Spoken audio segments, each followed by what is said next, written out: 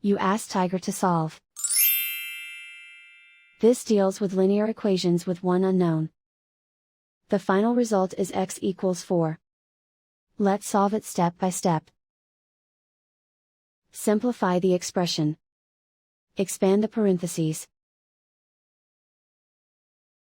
Simplify the arithmetic. Expand the parentheses. Simplify the arithmetic. Group like terms. Simplify the arithmetic.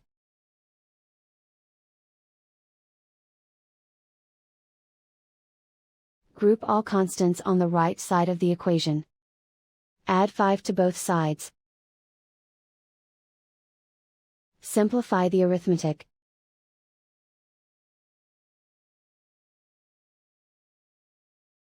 Isolate the x.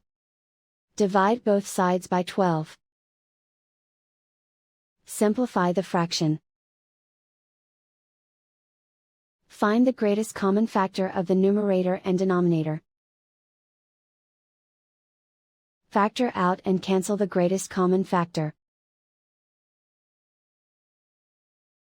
And so the final result is x equals 4.